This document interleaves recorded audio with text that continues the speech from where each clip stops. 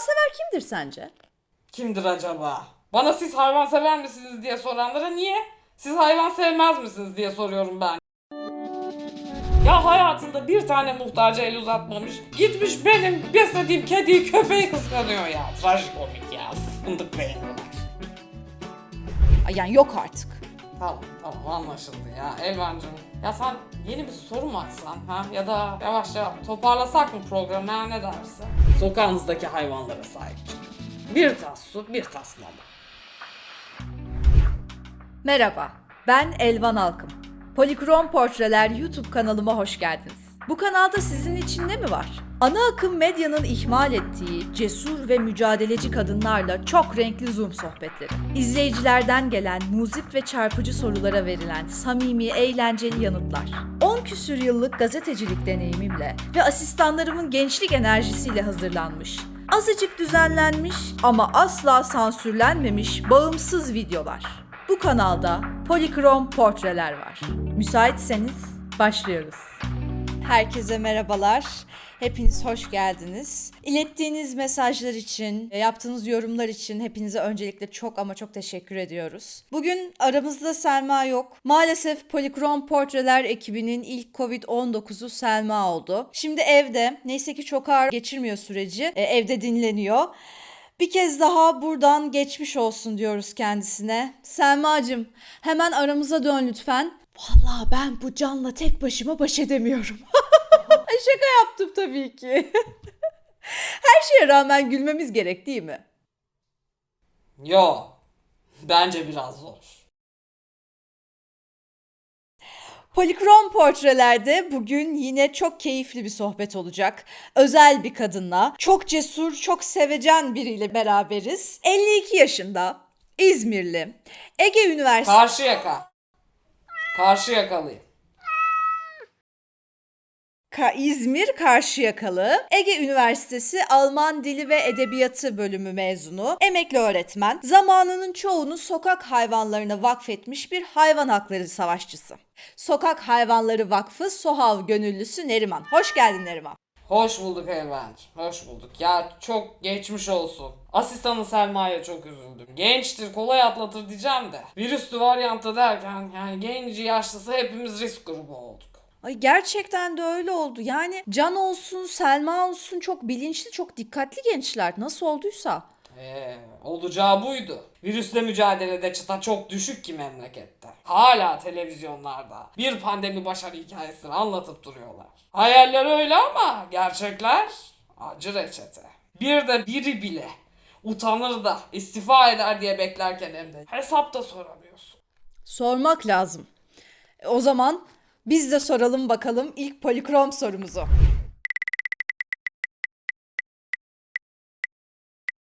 Çocukken yaptığın ve hiç unutamadığın bir yaramazlık var mı? Olmaz mı? Var tabii var. Hem de ne fena bir yaramazlık. Aa merak ettim şimdi anlatsana. Ay şimdi benim bir ablam var Nergis. Bu çok uğraşırdı benimle. Ben de saf salak bir şeydim galiba. Estağfurullah. Yok öyleydim ben. Biliyorum. Annemin de salonda balıkları vardı. İsimleri de Türkan'la Kadir. Bir gün bir baktım Kadir titriyor. Annem evde yok. Ben de koştum ablama söyledim. Titriyor diye. O da ne dese? Suda bütün gün üşümüştür. Seni de bütün gün suda tutsam titrersin dedi. Ben de balığı sudan çıkardım güneşe koydum. Isınsın diye. Annem bir geldi. Balık ölmüş. Ay, ben de o ajeton düştü ama çok geç. Ay ben ağlıyorum. Ablam gülüyor. Annem ikimize birden kızıyor. Ay gözümde canlandı şu an. Ay komik de bir manzara yani. Nesi komik ayol? Küçücük yaşta balık katili oldum resmen. Ay hala hatırladıkça burnumun direği sızlıyor. Ne üzüldüm. Ne özür diledim o geride kalan Türkan'dan. Ablan da az hain değilmiş ama değil mi? Yok ayol çocuktu o da. Evet, belki de o da çocuktu tabii. Belki de hayvan sevgin o gün başladı Neriman. Ha ne dersin? Hayvansever kimdir sence? Kimdir acaba? Ben de bilmiyorum da kimdir bu hayvansever? Bana siz hayvan sever misiniz diye soranlara niye? Siz hayvan sevmez misiniz diye soruyorum ben yani. Aşk olsun ya böyle bir kategoriyi anlamıyorum. Niye öyle diyorsun ama sizde ekstra bir şey var. Hayvan hakları ile ilgili çalışıyorsunuz mesela. Önce bir düzeltme yapayım ben. Sokak hayvanları ile ilgiliyim. Vakfımız da öyle. Hayvan deyince çok geniş bir dünya var. Çiftlik hayvanları, vahşi hayvanlar, yunuslar, filler var. Dünyada pek çok örgüt var bu alanlarda çalışan. Tabii mesela PETA var, değil mi? Dünyanın en büyük hayvan hakları grubu zannediyorum. Sonra World Animal Protection var. Bunların dünyanın birçok yerinde şubeleri var ama biz bunları şimdi tek tek saymayalım. Biliyorsun bu programda biz asıl olarak seni tanımak istiyoruz. O zaman borcun var mı? Kaç lira? Olmaz mı? Bizim ekipte borcu olmayan mı var? Ne kadar olduğunu ne sen sor ne ben söyleyeyim. Biz hep borçlu yaşıyoruz.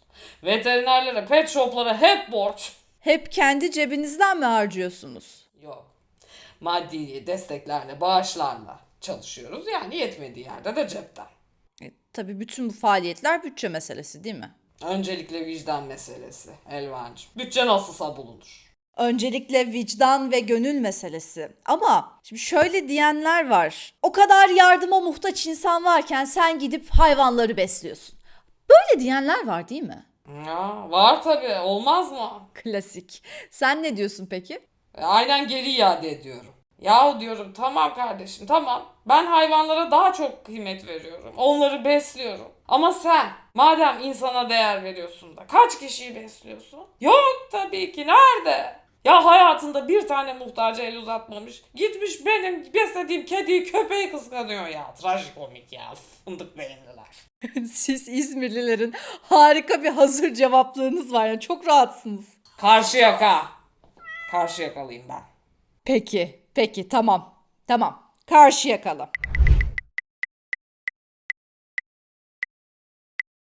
Duyduğun en saçma ayrılık sebebi neydi? Çoğu saçmaydı. Ama dur bir düşüneyim. Ha. Bak şimdi ben daha yeni öğretmenim, işe başladım. Her gün süslenip hazırlanıyorum. Şık şıkırdım giyinip okula gidiyorum. Ablam da daha benden kıdemli bir öğretmen. O zamanlar da öğretmen bir arkadaşıyla da nişanlı işte. Hadi bakalım. Abla yine devrede. Ya o devreden çıksa benim devreler hepten yanardı zaten. İşte genç bir matematik öğretmeni var bizim okulda. Eli yüzü düzgün, böyle yakışıklıca falan boylu poslu. Ben de güzel bir kızım o zamanlar söyleme sayıp. İşte biz bununla öğretmenler odasında bayağı bir muhabbeti ilerlettik. İşte birkaç ay böyle karşılıklı göz süzme, gerdan kırma, ay kolum değdi, ay bacağım etlerle geçti. Sonra bir gün bir baktım bu benim ders kitabımın arasına bir mektup koymuş. Ay çok romantik. Sorma. Ay, Rus romantik edebiyatının en güzide örneklerinden sanki. Öyle acılar içinde yazılmış. Ama ben okurken 10 kat acı çekiyorum. Niye? Çünkü sayısalcı ya bu. Özneyi, sıfatlı fiili dağıtmış artık. Ay, benim Allah'tan ablam da sayısalcı da o bana redakte ediyor. Duruyor mu mektup sende? Sakladın mı? Mektup yok. Ayrıldığımızın ertesi günü geri istedi mektubu. Verdin mi peki? Verdim tabii.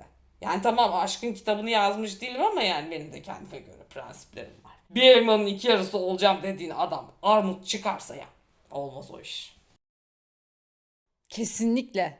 Mektup geri verildi yani. Vermeyip ne yapacağım? Turşusunu mu kuracağım mektubun? Ya ertesi gün ablam götürdü verdi.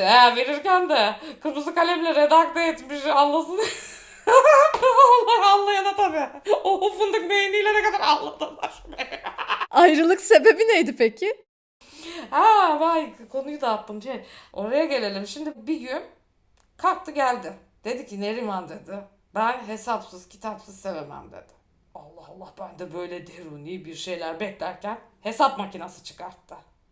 Adam gerçekten hesap yapmış. Dedi ki Neriman dedi. Senin dedi giydiklerin hep marka bak seyahatlerin hep Avrupa. Yediğin içtiğin üzerinde bir de beslediğin sokak hayvanları topla çıkar çarp eşittir. Biz iki öğretmen maaşıyla seni mutlu edemeyiz dedi. Ay, bu yüzden ayrılmış meğersem biliyor musun? Ya gerçekten hesapsız kitapsız yaşayamıyorum. Allah ya. Sen ne dedin? Vade farksız 12 ay taksit yapsam da sever misin demişimdir herhalde. Ne denir ki böyle bir şey karşısında? Ya ne denir yani? Nerimancığım ne kadar samimi, ne kadar güzel anlattın. Ay çok absürtmüş gerçekten. Bir lakabın var mı? Hayır. Hiçbir zaman olmadı. Böyle adından bozma, kısaltma falan da mı yok? Neroş gibi mesela. Ne? Neroş mu? Aa, ne münasebet. Asla. Benim babam koymuş benim adımı. Neriman. Öyle bir isim ki hayata 40 yaşında başlamak gibi sıkıysa bozsunlar. He. Ama bak. Tam böyle şey gibi olmasa da, lakap gibi olmasa da arkamdan ne dediklerini duydum. Kedili deli kadın. Öyle diyorlarmış bana. Ay inanmıyorum ya. Ay, dünyanın her yerinde böyle bir yaklaşım var yani. Hatta bunun için bilimsel bir research bile yapılmış. Ha, Kaliforniya Üniversitesi yapmış hem de. Bakın yani ben söylemiyorum, bilim insanları söylüyor. Kedili deli kadın klişesini destekleyecek hiçbir kanıt bulamamışlar. Depresyon yok, sosyal iletişim bozukluğu yok. Normal kadınlar yani. Ay sağ ol Elvancığım ya. Çok iyi oldu açıklama. Ay yani kusura bakma, senin yanında böyle konuşmam belki biraz abes oldu ama ya ben çok sinirleniyorum böyle laflara. Ay iyi bir şey yapmaya çalışırsın, şak yafta deli kadın. Ay bir de bekarsanız kocasızlık başınıza vurmuştur kesin. Birazcık da yaşlı görseler hemen yapıştırırlar. Menopozlu kadının boş vakit eğlencesi diye. Ay yani yok artık.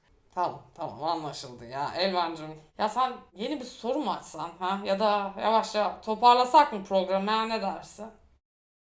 Ya benim çok duyarlı olduğum bir mesele bu Nerimancığım. Sinirleniyorum ama neyse. Hayvan hakları için soyunur musun? Ne için soyunulmuyor? Kürk hayvanlarının katliamını protesto etmek için yapılan çıplak eylemler var ya, onu soruyor. Ha, evet. Çarpıcı bir takım etkinlikler var, evet. Peki sen sokak hayvanlarının hakları için soyunur musun? Asla soyunmam. Bir işe yaramaz. Bir de yani zarar verir bu vakfa.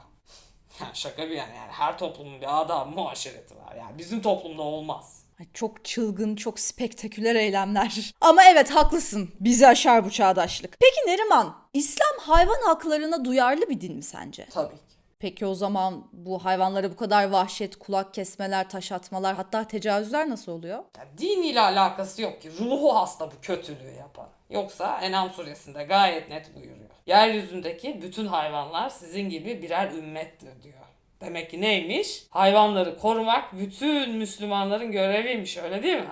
Evet ama İslam diniyle de ikiyüzlü bir ilişki kurulabiliyor. Hem de nasıl? Yani gidiyorsun bir yere, herkes dindar ama bir bakıyorsun yolsuzluk, haksızlık, hırsızlık, bini bir para. Hani sen kul hakkı yemeyecektin? O sırada sanki Allah-u Teala ile irtibatı kesiyor bunlar. Aman boş versene, yani hayatında kendinden başka kimseyi düşünmemiş nerede sokak hayvanlarını görsün ya, resmen yani fındık beyinliler diyorum ya işte. Peki laik kesim bu konuda daha mı duyarlı? Yok, hayır asla. Ama bak, öyleymiş gibi yapmak konusunda daha becerikliler. Bak. Yahu kadının kucağında bluzuyla, çantasıyla, saatiyle bile tek bir örnek aynı cins köpeği var. Yine de yok diyor. Satın almadım, sahiplendim diyor. Yersen. Peki sokak hayvanlarını koruma yükümlülüğü olan kanunlar, yerel yönetimler, devlet falan, oralarda durum nedir? Oralar hepten pazar yeri. Valla. Önde birkaç tane iyi bulursan ne hala. Gerisi hep arkalar çürük çark. İçler acısı. 5199 sayılı bir hayvanları koruma kanunumuz var. Sakil bir hayvanları koruma kanunu işte. Değiştirmeye çalıştılar. Bir arpa boyu yol alamadılar. Koruma kanunuymuş. Yani koruyabiliyor mu dersen yok ayol. Nerede? Her gün bir suç işleniyor. Ama hayvan canlı değil eşya olarak görüldüğü için cezasız kalıyor ya da işte bir cüzi bir para cezasıyla cezalandırılıyor. Ya adam hayvanı öldürüyor. Ya kanun buna kabahat diyor. Nesi kabahat ayol? Nesi kabahat? Nitelikli buz gibi kasıtlı cinayet bu ya. Bir de sonra Allah'ım ya Rabbim ellerini kollarını sallaya sallaya aramızda dolaşıyorlar ya. Bu pandemide peki yani işiniz daha da zorlaşmıştır değil mi? Hem de nasıl? Hem de nasıl? Yani bir kere sahada çalışan sayısı azaldı. Maddiyat düştü, gelirler düştü. Ya sevgili seyirciler bakın. Şu an bize çok daha fazla ihtiyaçları var. Lütfen. Sokağınızdaki hayvanlara sahip çıkın. Bir tas su, bir tas mama. Şehrin çöpleri kapalı. Her yer beton. Bizim desteğimiz olmadan yaşamaları çok zor. Sonra hasta olanlar var. Uyuz mu istersin? Gençlik hastası mı istersin? Kanlı ishal mi istersin? Onları tedavi etmek lazım. Ya tamam siz tedavi etmeyin ama gönüllü kuruluşlar var valla. Bak internette bulursunuz telefonlarını. Arayın, çekinmeyin. Yani mutlaka birileri oraya gelir. Bu bizim için mesaiymiş. Ha bir de belediyeniz gelip alırsa hayvanları sorun. Mutlaka. Takip edin. Kısırlaştırıp geri bıraktıklarından emin olun. Sonra götürüp bir ormanlık alana atıp bırakmasınlar hayvancağızları. Çok teşekkür ederiz Neriman. Bu da çok iyi oldu. Bilgilendirmiş olduğunu izleyenlerimizi. Ekleyecek eğer başka bir şeyin yoksa ben müsaadenle kapatacağım programı. Ha ne demek? Müsaade senin. Sağ ol canım. Evet. Sokağımızdaki canlara sahip çıkmalıyız. Şanlışer'in şarkıda dediği gibi onları sen savun. Çünkü onlar kendi haklarını arayamazlar. Yani hiçbir şey yapamıyorum diyorsanız güvendiğiniz bir kuruma mama bağışında bulunun. Ve unutmayın, bütün insanlar suçlu değildir ama bütün hayvanlar masumdur. Polikrom portrelerden bugünlük bu kadar. Her zamanki gibi sorularınızı ve yorumlarınızı bekliyoruz. Şimdilik hoşça kalın, sağlıkla kalın.